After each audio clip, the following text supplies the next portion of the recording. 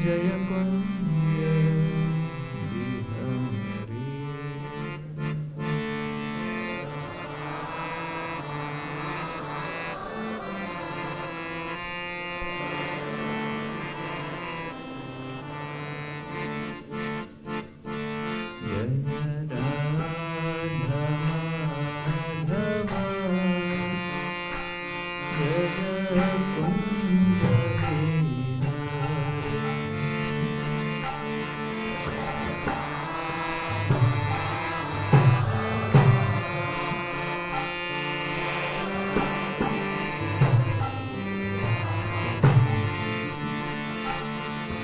जय गोपी जन वल्लभा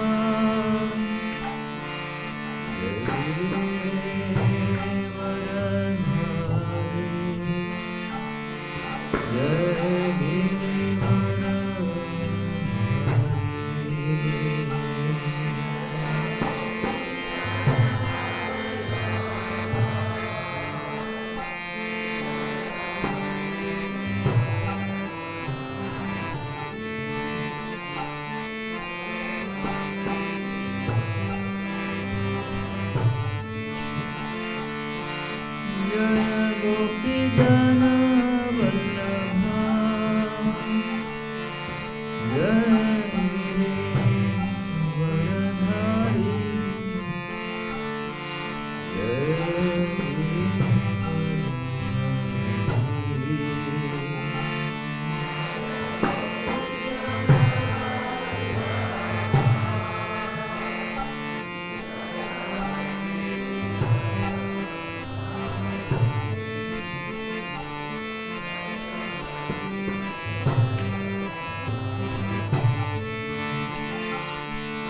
जय यशोदा नंदना जय ब्रज जन रंजना जय ब्रज जन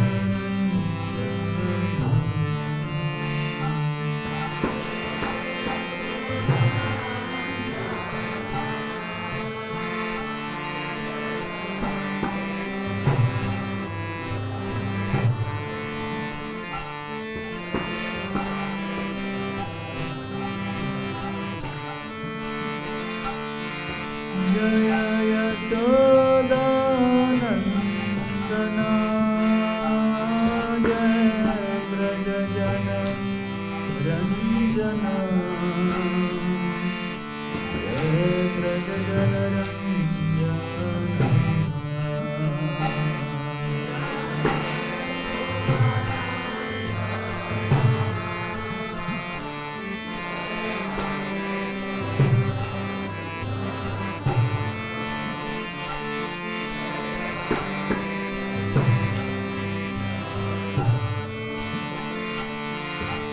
जय यमुना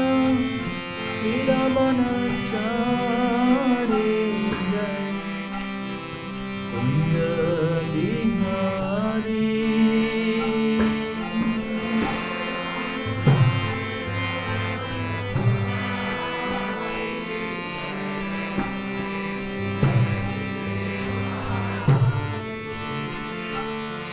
जय यमुना तीरवनचारी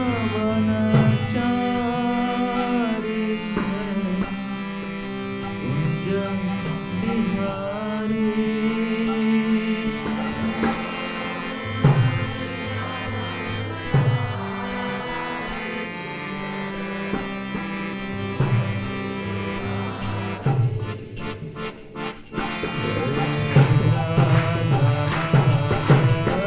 जय राधा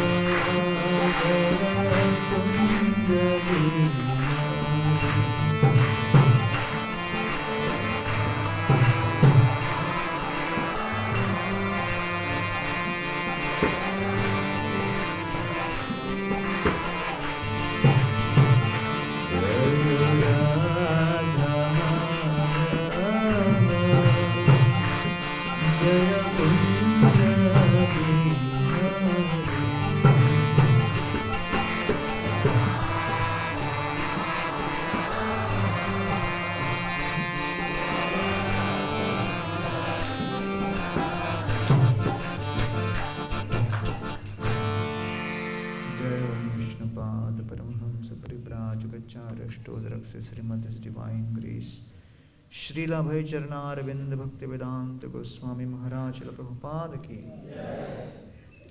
इस्कॉन विबट संस्थापक आचार्य श्रील प्रभुपाद की जय। ओम विष्णुपाद परमहंस परिव्राजकाचार्य अष्टोदरक Srimad his divine grace Srila Bhakti Siddhanta Saraswati Thakur Prabhupada की, अनंत कोटि वैष्णव वृंद की, नामाचार्य श्रील हरिदास ठाकुर की। प्रेम से कहो श्री कृष्ण चैतन्य प्रभु नित्यानंद, श्री अद्वैत गदाधर श्रीवासदि गौर भक्त वृंद की। श्री श्री राधा कृष्ण गोप गोपीनाथ श्याम कुंड राधा कुंड श्री गिरिगोवर्धन की। ब्रजभूमि श्री वृंदावन धाम की, पुरुषोत्तम क्षेत्र श्री जगन्नाथपुरी धाम की, नवद्वीप मायापुर धाम की, गंगा माई की, यमुना माई की, भक्ति देवी की, कृष्ण भक्ति प्रदायिनी श्रीमती तुलसी महारानी की, कलियुग पावन हरिनाम संकीर्तन की, हरे कृष्ण महामंत्र की, श्रील प्रभुपाद ट्रांसल बुक डिस्ट्रीब्यूशन की, निताय गौर प्रेमानंदे। All glories to assembled devotees, all glories to assembled devotees, all glories to assembled devotees, all glories, all glories, all glories to Sri Guru and Sri Gauranga. Om Namo Bhagavate Vasudevaya. Om Namo Bhagavate Vasudevaya. Om Namo Bhagavate Vasudevaya.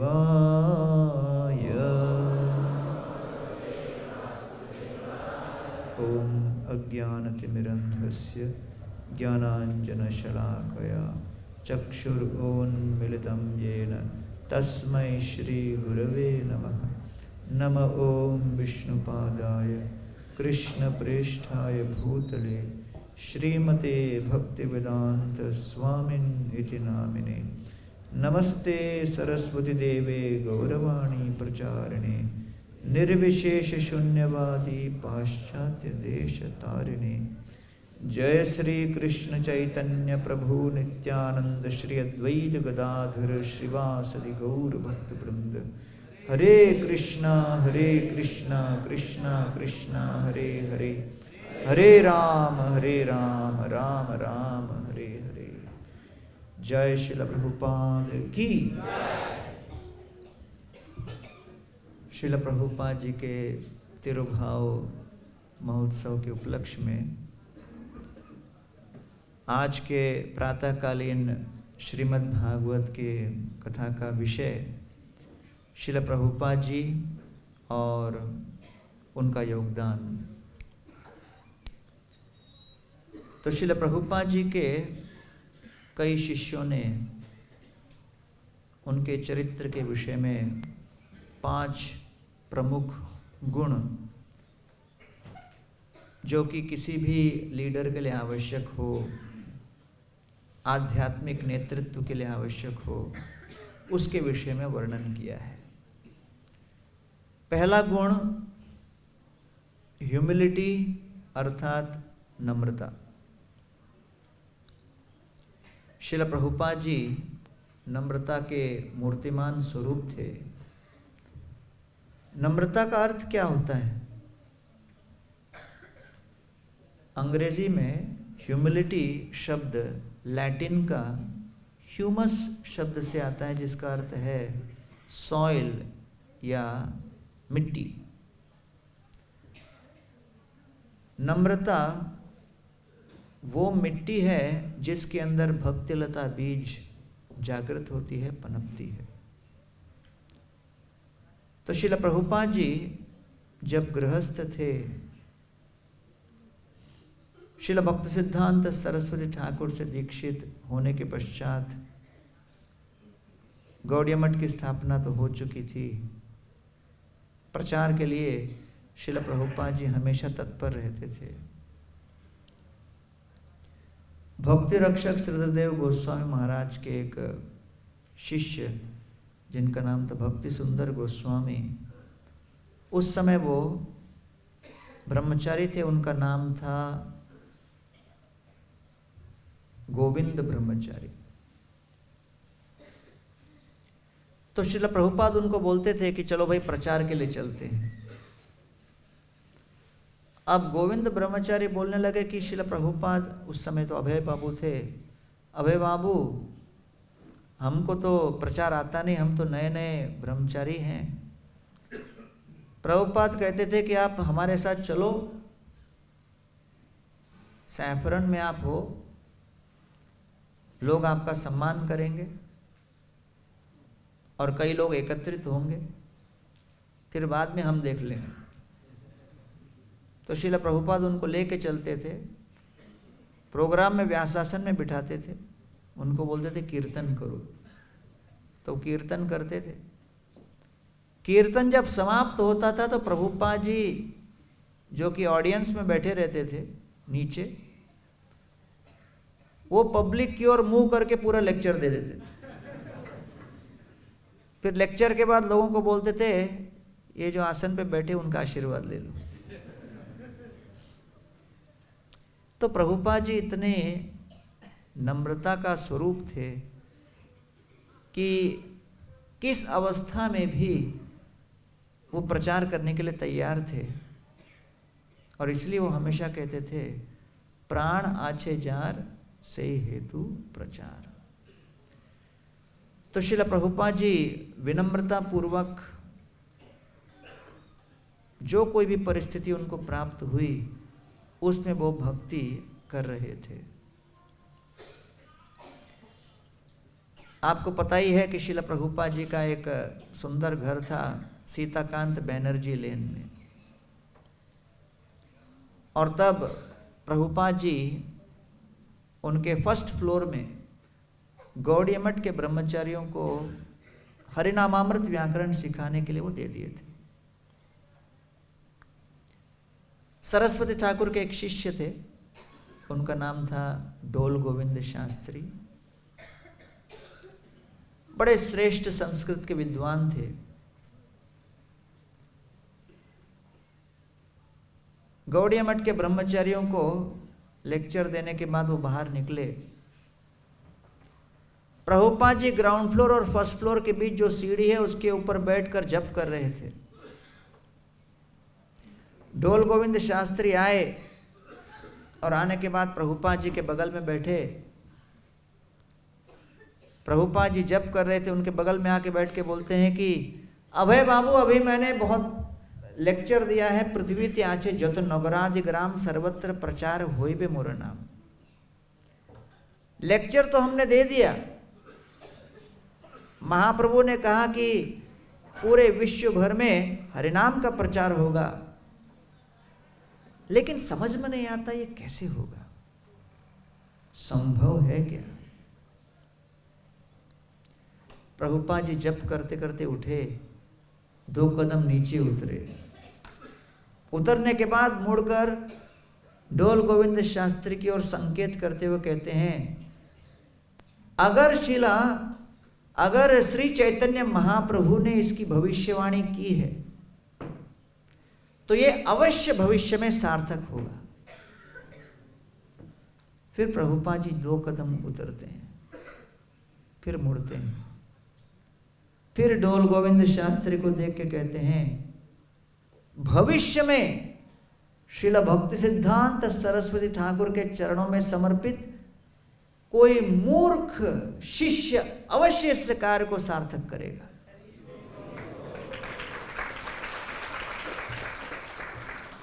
तो उसको सुनकर डोल गोविंद शास्त्री जो कि सरस्वती ठाकुर के शिष्य थे, उनको लगने लगा कहीं वो मैं तो नहीं।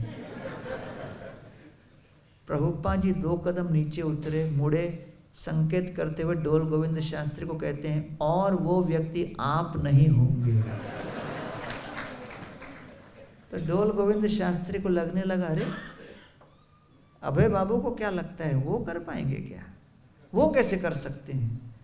वो तो हमेशा व्यवसाय के विषय में सोचते रहते हैं, विचार करते रहते हैं, उनके द्वारा ये नहीं संभव है।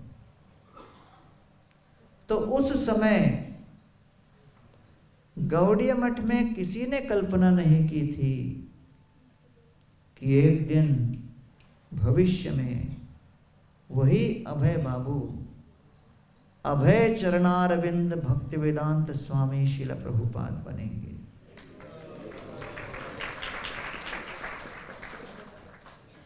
प्रभुपाद जी उस समय विनम्रता पूर्वक सेवा में लगे हुए थे, प्रतीक्षा कर रहे थे उस समय का जब वो उस कार्य को सिद्ध कर सकते हैं।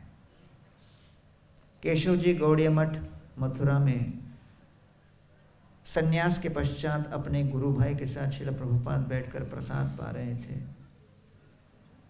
अचानक कुछ लोग वहां आए, देखा 2 लोग प्रसाद ले रहे हैं, उसको देखकर वो चले गए। प्रभुपाद जी अपने गुरु भाई को कहते हैं, ये लोगों ने अभी आके दर्शन किया कि 2 वृद्ध लोग भोजन पा रहे हैं। क्या देखा? 2 वृद्ध लोग भोजन पा रहे हैं। उनको पता नहीं कि चैतन्य महाप्रभु का मिशन का भविष्य एक बूढ़े के हाथ में है। अर्थात प्रभुपाद जी को इतना आत्मविश्वास था कि अगर श्रीला सरस्वती ठाकुर ने उनको ये आदेश किया 1922 में, तो अवश्य एक दिन उसको सार्थक करेंगे। तो श्रीला प्रभुपाद जी जब जलदूत में निकले, तो जब बॉस्टन हार्बर जहाज पहुंचने वाला था, बॉस्टन के कुछ पहले जहाज जब बॉस्टन के अंदर जाने वाला था, तब प्रभुपाद जी उस शिप के डेक पर आए। श्रील प्रभुपाद जी शिप के डेक पर देख रहे थे आतुरता से कि बॉस्टन कब आने वाला है, क्योंकि प्रभुपाद जी को बड़ी आतुरता थी कि कब हम प्रचार आरंभ करें। सामने से एक और शिप आ रही थी।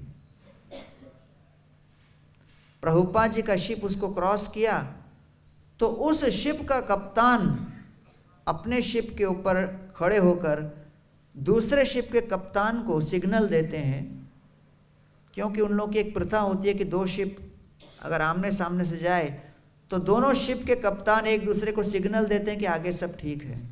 तो उस शिप के कप्तान जो बॉस्टन हार्बर से निकला था, वहाँ खड़े होकर सिग्नल दे रहे थे, लेकिन जहाँ जलदूत के कप्तान को खड़ा रहना था, वहाँ वो कप्तान किसी कारणवश नहीं खड़े थे, प्रभुपाद खड़े थे। और प्रभुपाद खड़े होकर यूं यूं करने लगे। अब प्रभुपाद जी के संकेत को देखकर वो कप्तान सोचने लगा, ये तो शिप के कप्तान ही लग रहे।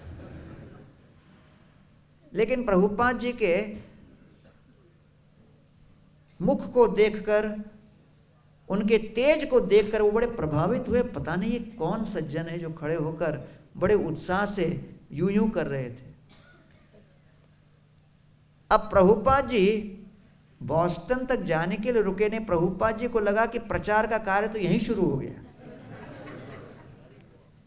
अब वो शिप का जो कप्तान था, जब भारत गया या कहाँ गया, घूम के जब लौट के आया 1 साल बाद, न्यूयॉर्क में वो घूम रहा था कप्तान, अचानक उसने न्यूज़पेपर देखा और न्यूज़पेपर में प्रभुपाद जी का फोटो था और लिखा हुआ था 26 सेकेंड एवेन्यू में इनका लेक्चर है। चेहरा देख के उनको लगा यार जाना पहचाना लग रहा है। फिर याद किया कि हाँ भाई, शिप के ऊपर खड़े होकर जब हमने हाथ घुमाया था तब यही थे वो। तो उनको लगा चलो जाके मिलते हैं। तो प्रभुपाद जी को मिलने गए, प्रभुपाद जी का दर्शन किया, उनको वो वृत्तांत सुनाया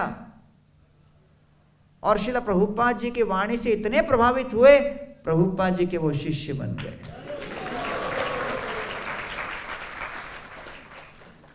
तो ये मत समझो कि बॉस्टन में जाने के बाद प्रचार स्टार्ट हुआ, जलदूत में समुद्र में ही स्टार्ट हो गया था।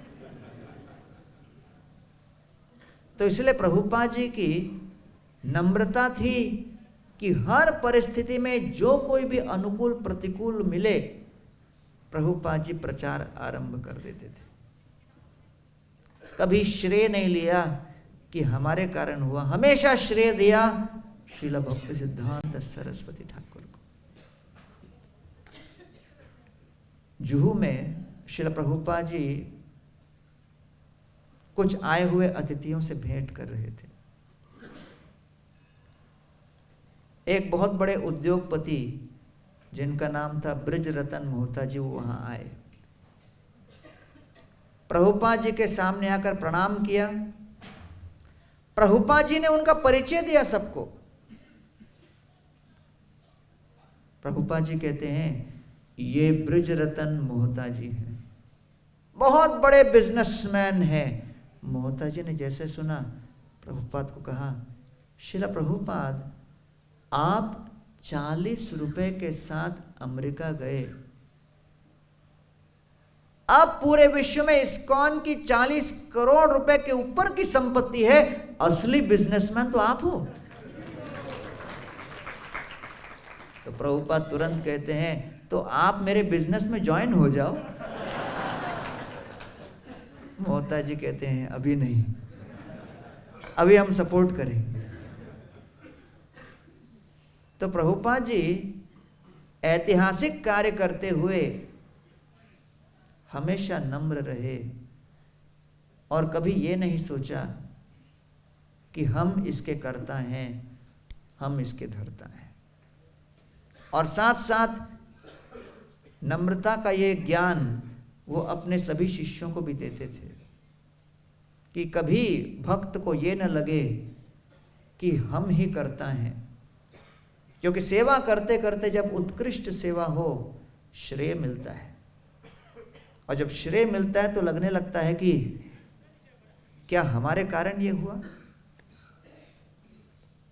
जब बजरंगबली हनुमान जी सीता देवी के पास पहुंचे और सीता देवी उनका सम्मान करने लगी, उनकी स्तुति करने लगी, लंका का उन्होंने दहन कर दिया था,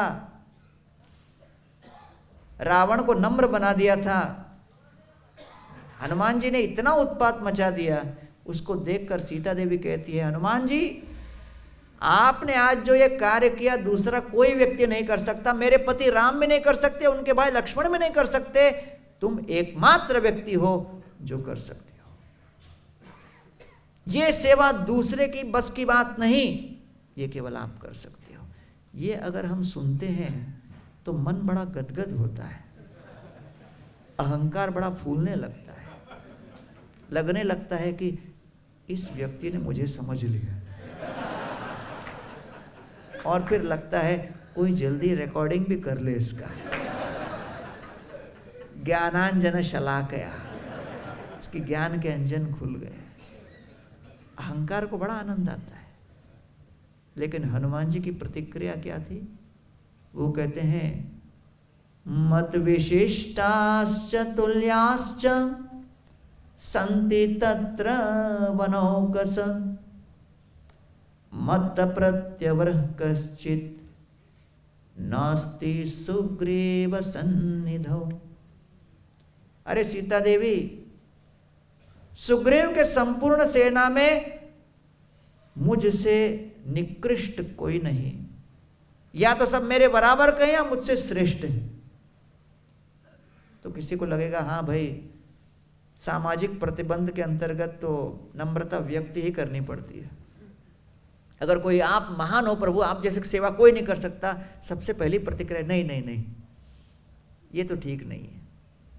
लेकिन मन कहता है नहीं, सही है सही है। तो बाहरी रूप से हो सकता है हनुमान जी बोल रहे हैं क्या, तो हनुमान जी आगे अपना तर्क व्यक्त करते हैं और क्या कहते हैं, अहम तावक इह प्राप्ते किम पुनस्ते महाबलाः नहि प्रकृष्टा प्रेष्यन्ते प्रेष्यन्ते ही तरे जनाः।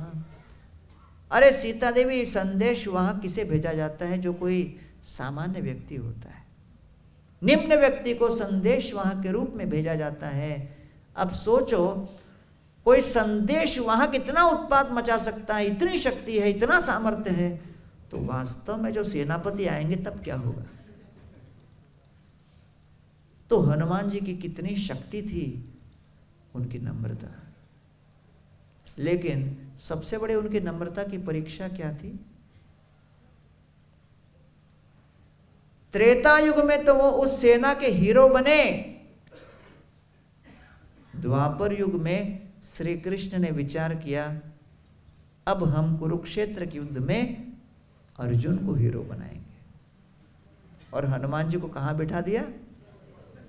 ध्वज पे, झंडे पे। और क्या सेवा दी? ताली बजाने की, उत्साह बढ़ाने की, चिल्लाने की।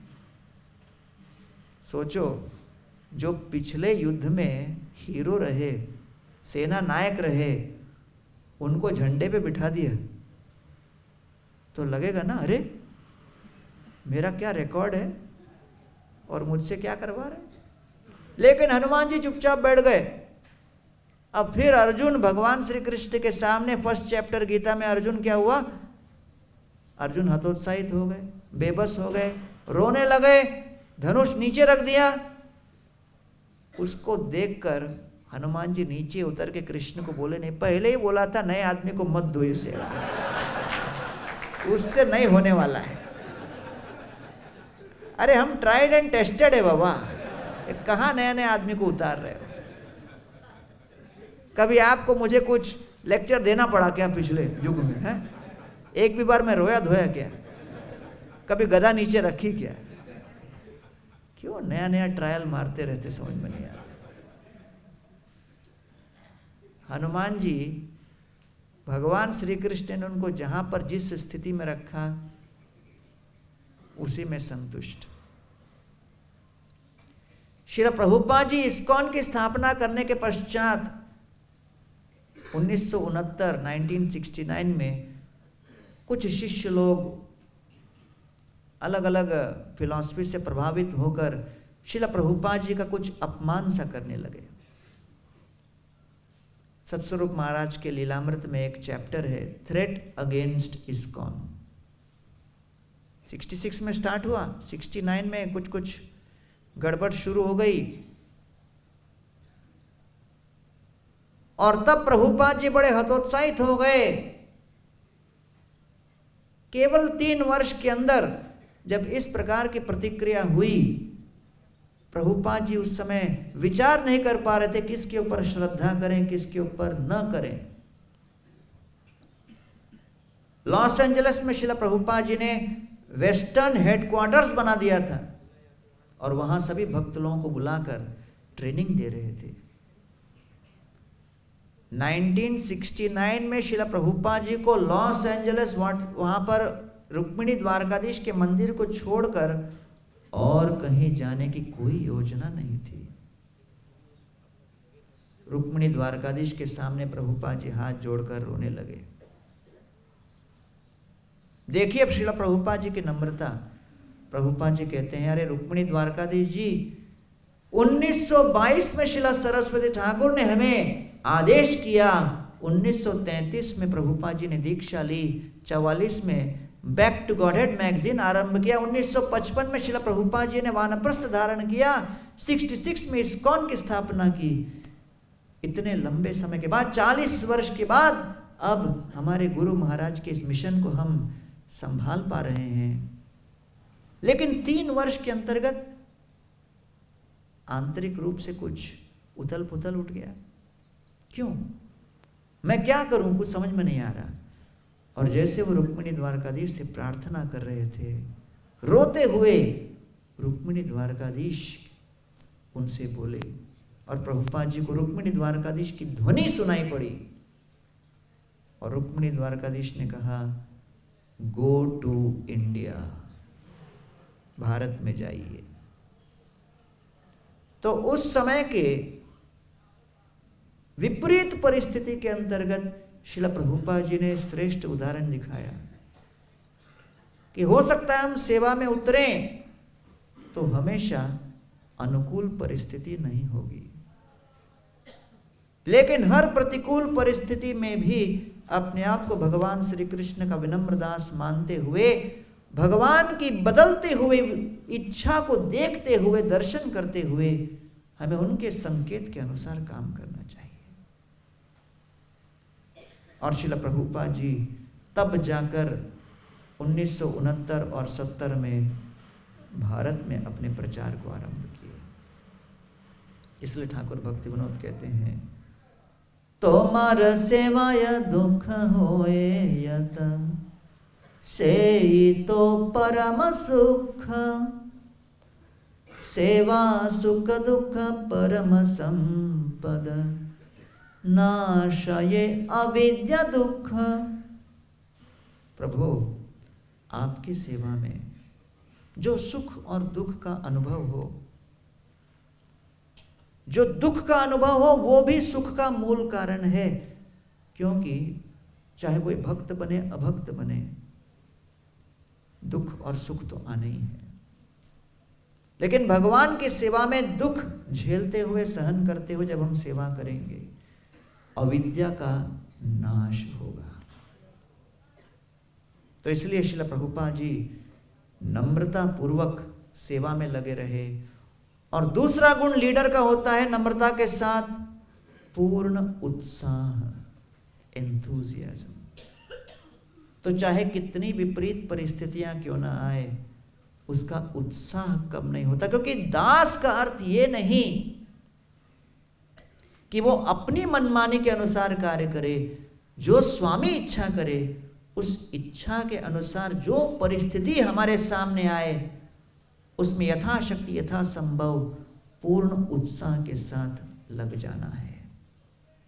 स्वैराचारब्धि सम्मग्नान् जीवान् गौरांग्रि पंकजे, उद्धृत्य शरणापत्तेर महात्म्यम समजीवयत्। वर्णन किया गया है कि जीव अपने स्वतंत्र इच्छा के अनुसार भिन्न भिन्न प्रकार से भोग विलास में लगा हुआ है।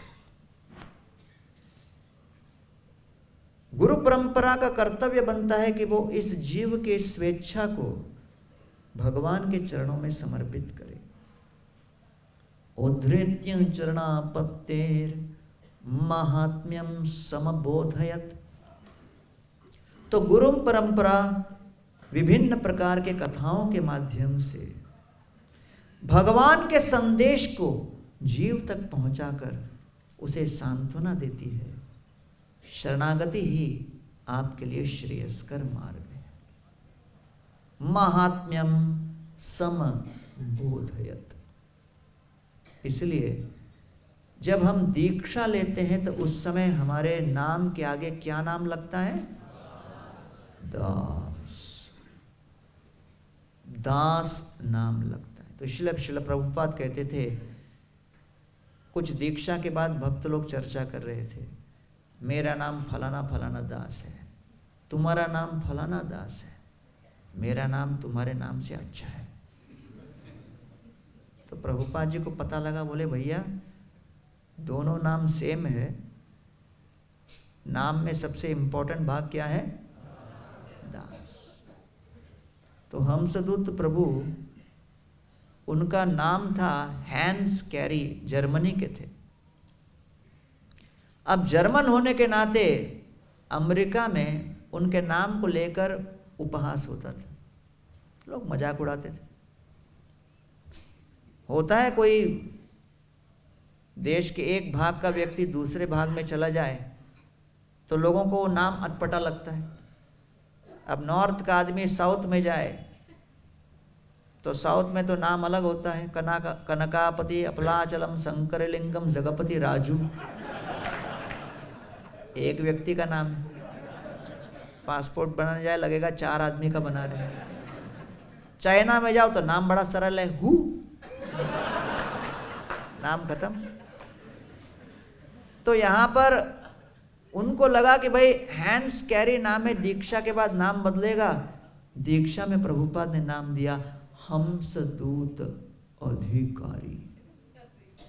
तो पूछा प्रभुपाद को, ये क्या नाम है, इसका अर्थ बताइए। प्रभुपाद ने कहा पुराना नाम था ना हैंस, उसके आगे दूत लगाओ। हंस दूत।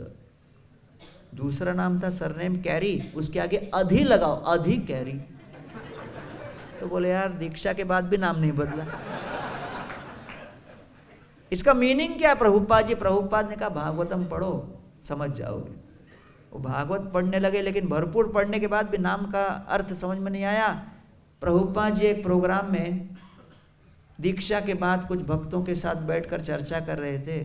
हंसदूत अर्थात ये, ब्रह्मानंद अर्थात ये, कीर्तनानंद अर्थात ये नाम का अर्थ बता रहे थे। तो हंसदूत प्रभु को लगा कि ये बेस्ट चांस है। प्रभुपाद के पास आके बोले, प्रभुपाद जी हंसदूत कौन है? प्रभुपाद बोले आप। फिर प्रभुपाद ने कहा नाम में सबसे इंपॉर्टेंट भाग क्या है? दास। तो इसलिए जो भी सेवा हमें प्राप्त हो उसे उत्साह के साथ पूर्ण करने का प्रयत्न करना है। यदि से महाप्रभुर न पाई कृपा धन, केवराज की बदेह सब अकारण। प्रतापरुद्र महाराज को चैतन्य महाप्रभु बारंबार तिरस्कृत कर रहे थे, उनकी उपेक्षा कर रहे थे, लेकिन प्रतापरुद्र महाराज पूर्ण उत्साह के साथ श्री चैतन्य महाप्रभु के चरणों का आश्रय लेने का प्रयत्न करते जा रहे थे और उन्होंने अपना संकल्प सिद्ध किया। अगर महाप्रभु हमको कृपा नहीं देंगे तो हम प्रयत्न करते रहेंगे और जब तक देह त्याग नहीं करेंगे तब तक हम प्रयास करते रहेंगे। उत्साह का अर्थ यही है कि हम निरंतर गुरु, साधु और शास्त्र के आचरण के अनुसार, निर्देश के अनुसार प्रयत्न करते हैं। प्रभुपाद जी मॉर्निंग वॉक पर थे। अचानक उन्होंने प्रश्न किया, why is Krishna the supreme personality of Godhead? Krishna पूर्ण पुरुषोत्तम भगवान क्यों है? एक भक्त ने कहा, श्रील प्रभुपाद, क्योंकि गीता ने कहा है। प्रभुपाद ने कहा, गीता तो एक बुक है, ग्रंथ है। तो दूसरे भक्त ने कहा, प्रभुपाद क्योंकि आप कहते हो। प्रभुपाद ने कहा, मैं तो बूढ़ा आदमी हूं, कुछ भी बोलता रहूं। तो बाकी सब लोग घबरा गए, बोले क्या आंसर है? फिर प्रभुपाद ने कहा, क्योंकि जब आप नाम जप करते हो कृष्ण का, तब आपके अंदर परिवर्तन का अनुभव होता है। उस अनुभूति के कारण आप समझ सकते हो कृष्ण भगवान है। तो भक्तों को बड़ा अचरज हुआ कि वाह, जबरदस्त आंसर दिया। 3 साल बाद प्रभुपाद जी दूसरे स्थान पर मॉर्निंग वॉक पे जा रहे थे। फिर प्रभुपाद जी ने प्रश्न किया, why is Krishna supreme personality of godhead? तब उस ग्रुप में एक भक्त था जो पहले वाले मॉर्निंग वॉक पे था। उसको लगा अभी आंसर दूंगा तो सबके सामने शाबाशी मिलेगी और अपना भी मार्केट में भाव बढ़ेगा। तो प्रभुपाद जी के सामने बोलते, प्रभुपाद क्योंकि जब नाम जप करते हो तो अनुभव होता है और उस कृष्ण के अनुभव से समझ सकते हैं कि कृष्ण भगवान है। प्रभुपाद ने कहा, नहीं, क्योंकि गीता कहती है। फिर प्रभुपाद ने कहा कि कृष्ण भक्ति में गुरु, साधु और शास्त्र तीनों का मापदंड लेके चलना है, तब जाकर हम उत्साह को बनाए रख सकते हैं। इसलिए श्री चैतन्य महाप्रभु जब कीर्तन करते हैं तो वर्णन आता है, चौदिके ते सब लोग बोले होरी होरी, प्रेम वेशे मध्य नृत्य कोरे गौर हरि।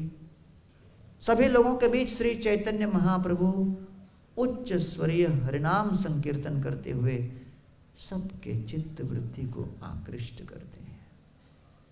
केह नाचे केह गाए श्री कृष्ण गोपाल, प्रेमते भासिल लोक, स्त्री वृद्ध अबाल और श्री चैतन्य महाप्रभु ने बिना पक्षपात के, बिना किसी प्रकार के सामाजिक ऊंच नीच का विचार करते हुए समाज के हर वर्ग के व्यक्ति को हरिनाम संकीर्तन में सम्मिलित किया।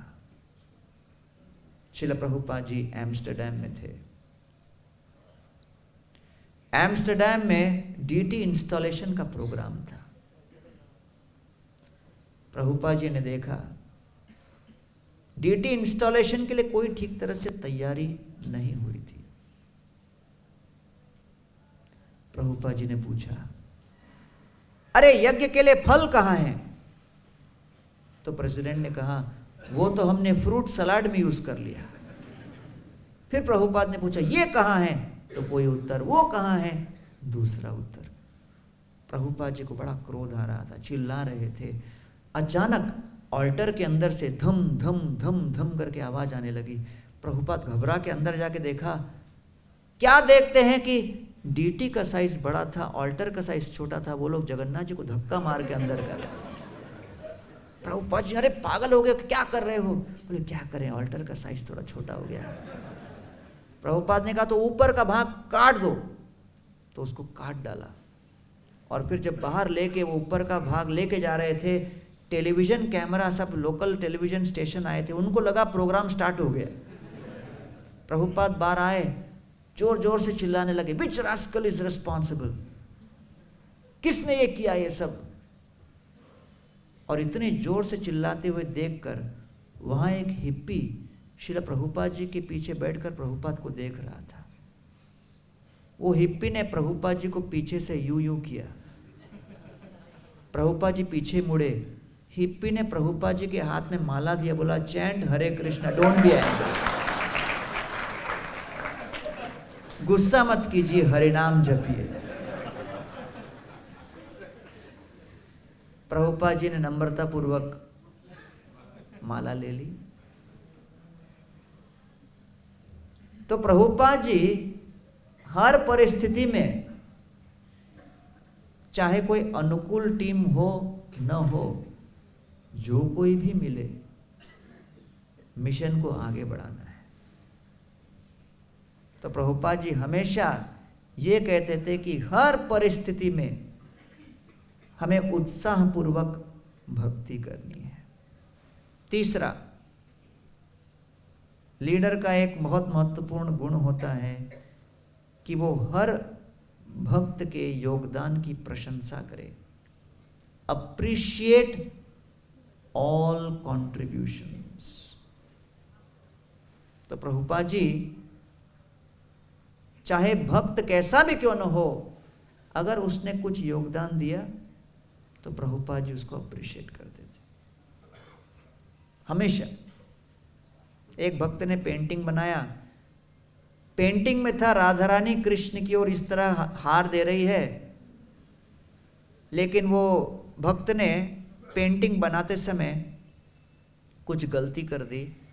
कृष्ण यहाँ है, राधा रानी का हाथ कृष्ण की ओर होने के बदले कृष्ण से दूर बना दिया, दूसरी दिशा में बना दिया। तो प्रभुपाद जी ने पेंटिंग देखा, बोले यार इसने तो बिल्कुल उल्टा बना दिया। प्रभुपाद जी ने कहा, राधा रानी हार किसको दे रही है? दूसरा कोई बॉयफ्रेंड है क्या? तो उसको देखकर वो पेंटर रोने लगे। तो प्रभुपाद ने कहा, नहीं नहीं, वास्तव में राधा रानी को आपका पेंटिंग इतना अच्छा लगा कि वो आपको दूसरी तरफ बुला के आपको पेंटिंग दे रही है। अप्रिशिएट किया। प्रभुपाद जी श्याम सुंदर प्रभु को मिले तो श्याम सुंदर प्रभु प्रभुपाद को बोले कि प्रभुपाद जी, आपसे मिलने के पहले मैंने कुछ पाप किए थे, अपराध किए थे, जिसके कारण अभी मुझे जेल में जाना होगा। और उनको लगा प्रभुपाद जी बड़े क्रोधित हो जाएंगे, मुझे जेल में जाना। प्रभुपाद ने कहा, अरे Krishna was born in jail, Krishna का जन्म जेल में हुआ है कि नहीं? अब जेल ऐसा जगह है कि किसी की मान हानि होती है।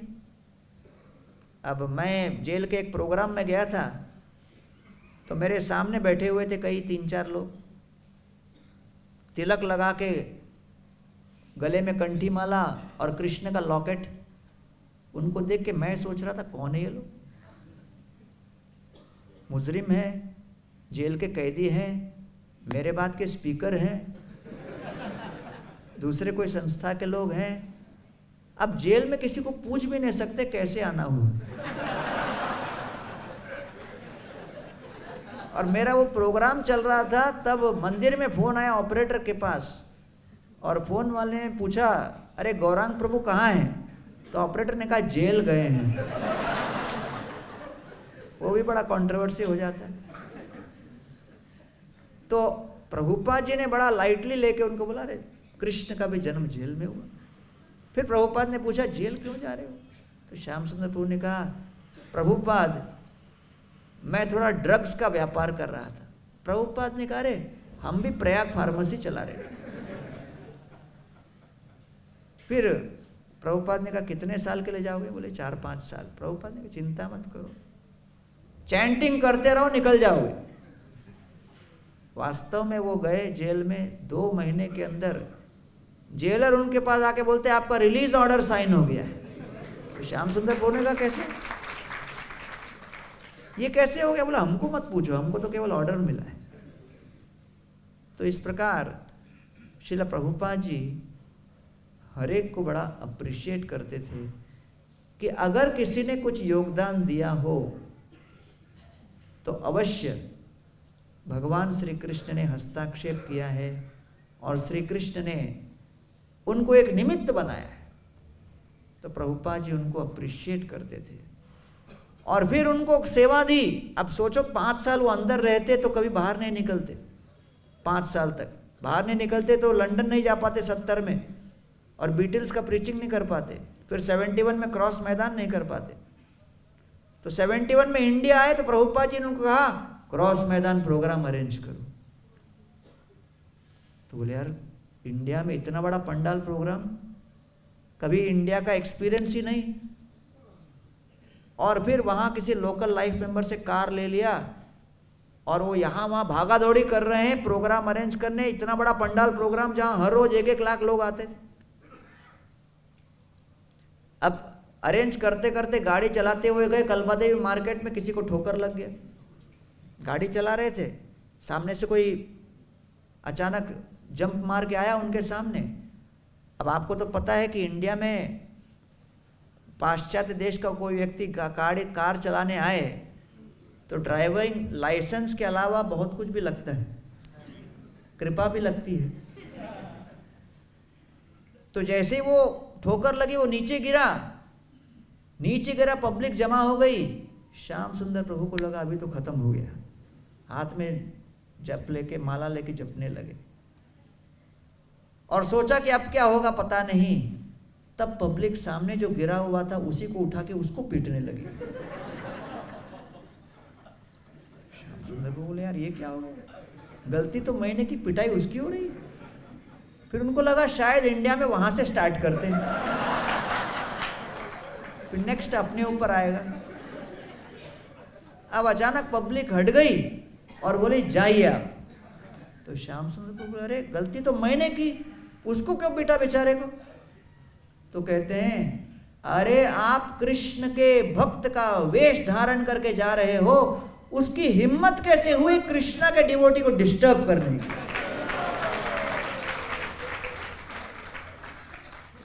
तो बोले प्रभुपाद बोलते थे कि भारत में सनातन धर्म का बड़ा सम्मान होता है, तो किसी व्यक्ति ने केवल वेश धारण किया उसका इतना सम्मान है, तो सोचिए कितना बड़ा उत्तरदायित्व है। फिर चौथा, प्रभुपाद रिकॉग्नाइज्ड एक्सेलेंस। अप्रिशिएट, प्रशंसा तो सबकी की जिसने भी योगदान दिया, लेकिन किसी ने बहुत महत्वपूर्ण सेवा की तो प्रभुपाद जी ने उनको अधिक उत्तरदायित्व दिए। रिकॉग्नाइज्ड एक्सेलेंस, ये बड़ा महत्वपूर्ण है, क्योंकि जब कोई भक्त कोई श्रेष्ठ सेवा करे तो उस सेवा के अंतर्गत उनको उत्तरदायित्व दिया जाता है। तो वही हंसदूत प्रभु, जैसे ही प्रभुपाद जी बोले we should have world travelling sankirtan party. विश्व भर में एक ट्रैवलिंग संकीर्तन पार्टी होना चाहिए। हंसदूत प्रभु गए और एक घिसा पिटा बस लेके आ गए। इतना पिटा हुआ था कि उसमें कोई पेंट नहीं था, साइड में शीशे नहीं थे, ड्राइवर के सामने भी शीशा नहीं था, और पूरे बस में एक ही सीट था ड्राइवर के लिए। प्रभुपाद आए, बोले मैं कहाँ बैठूंगा? तो भक्त लोग भागे भागे गए, एक चेयर ला के आए, रखा। प्रभुपाद बोले अरे चेयर हिलेगा। तो ब्रह्मानंद प्रभु आके बैठ गए, बोले अब नहीं हिलेगा। फिर प्रभुपाद बैठे, हंसदूत प्रभु बैठे, इग्निशन ऑन किया। जैसे ही इंजन ऑन किया अचानक धुआं निकलने लगा। इतना धुआं निकला, प्रभुपाद बोले अरे ये तो भारत का बस जैसा लग रहा है। इसको सुनकर लोगों को लगा कि प्रभुपाद भारत से हैं तो बड़ा प्रशंसा कर रहे हैं। तो फिर प्रभुपाद ने कहा नहीं, आपका उत्साह ठीक है लेकिन थोड़ा बेटर बस रहेगा तो अच्छा है। अब 3-4 साल के बाद प्रभुपाद जी ने हंसदूत प्रभु को बोला कि हम आपको बीबीटी का ट्रस्टी बना रहे हैं।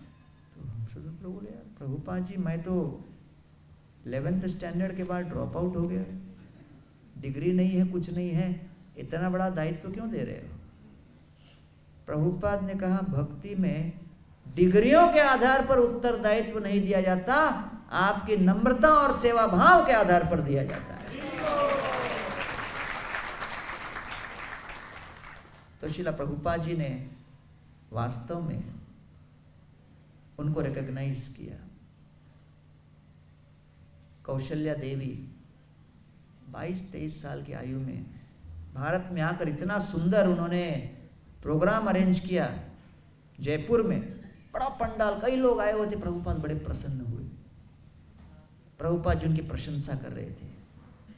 कई वहाँ के उद्योगपति बैठे हुए थे। प्रभुपाद बोले देखो क्या कितना जबरदस्त इन्होंने प्रोग्राम अरेंज किया है।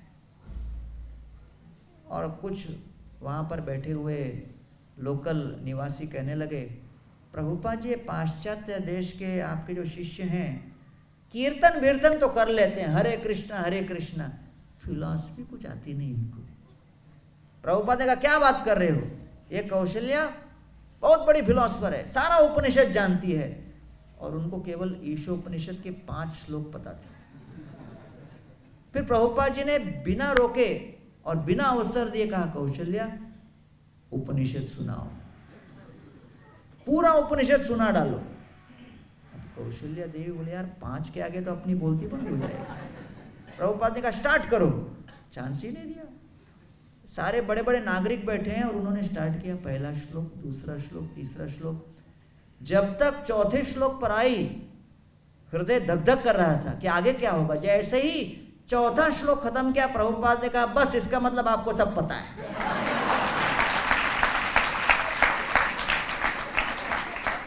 तो वहां बैठे हुए एक उद्योगपति ने ऑब्जेक्शन लिया, प्रभुपाद जी इन्होंने संस्कृत श्लोक जो सुनाया उसका प्रोनंसिएशन ठीक नहीं था। प्रभुपाद ने कहा लेकिन इसका रिनंसिएशन कितना बढ़िया है कि सब कुछ छोड़कर देखो यहाँ आकर सनातन धर्म के वो प्रचार में लगी हुई है। प्रभुपाद जी मॉर्निंग वॉक पे निकले, पीछे नंद कुमार दास चल रहे हैं, कुत्ता लग गया उनके पीछे। नंद कुमार दास चिल्लाते हुए भागे भागे प्रभुपाद के पास, प्रभुपाद। प्रभुपाद पीछे मुड़ के अद्भुत दृश्य देखे, कुत्ता भाग रहा है, नंद कुमार दास सामने सामने भाग रहे हैं, धोती यहाँ उड़ रहा है। तो प्रभुपाद जी पूरे सिचुएशन को भाप गए, बाकी सारे शिष्य लोग घबरा गए, अब क्या होगा।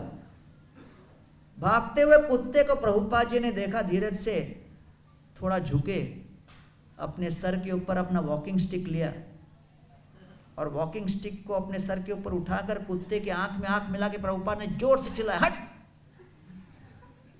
अमेरिकी कुत्ते ने देसी गाली सुनी नहीं, उधर ही बैठ गया। शिष्य लोग भी बड़ा इंप्रेस हो गए कि प्रभुपाद कुत्ते को भी कंट्रोल कर रहे हैं। 3 साल बाद नंद कुमार दास जयपुर में रोटी बना रहे थे, किचन के अंदर अचानक एक बंदर घुस आया। बंदर को देखकर रोटी बनाने के बेलन को लेकर उसने हट किया, बंदर कटोरा लेके मारा।